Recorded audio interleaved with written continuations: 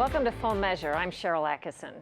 The rush of foreign fighters to join ISIS in Syria and Iraq appears to be declining. According to a Pentagon official last year, between 1,500 and 2,000 foreign fighters were joining the Islamic State group's ranks each month, but officials now estimate the number of foreigners looking to join ISIS each month is down to about 200.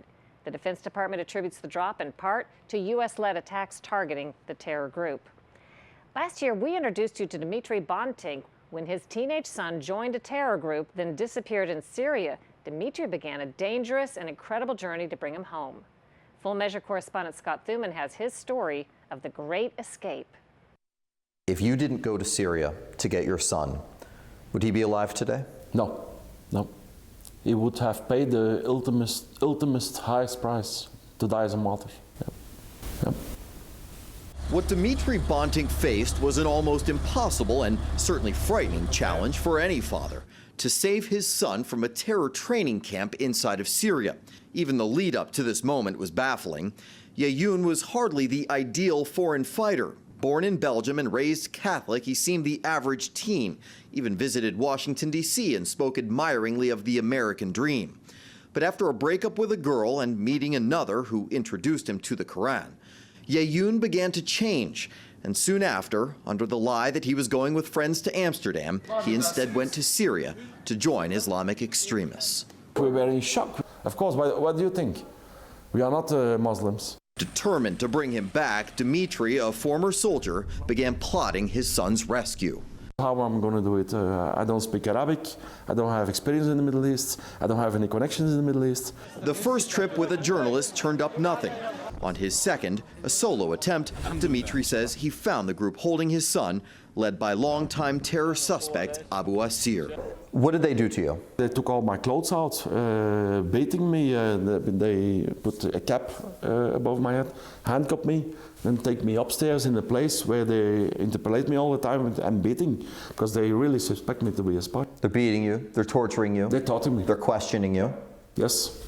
And the whole time you're saying, I'm just trying to find my son. I'm a father who is looking for his son. That I didn't care if I was the father or not, because they say it's Allah decided that he's here, and Allah go above everything.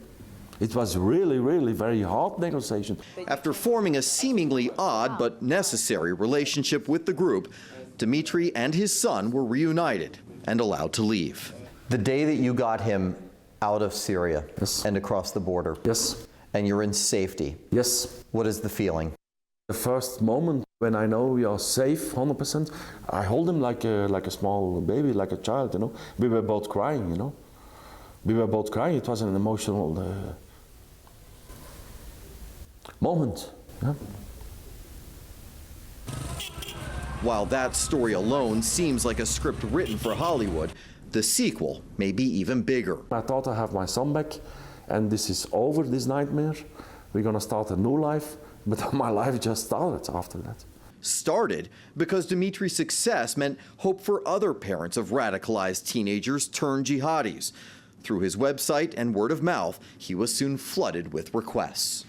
The only something I could wish is that all these Western youngsters return home where they belong, you know.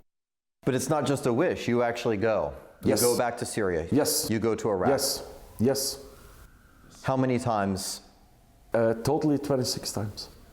And how successful are you at getting children back? I get 5 back. 5 back. Live, physical. 1, 2, 3, 4, 5 back. Yeah. There have been failures, he says. For example, an unnamed American family in which the son refused to return. And reasoning with the terror groups an often upside-down world of backwards logic. Then there's what Dmitry calls government interference. Especially in US cases, is advising the parents not to go there.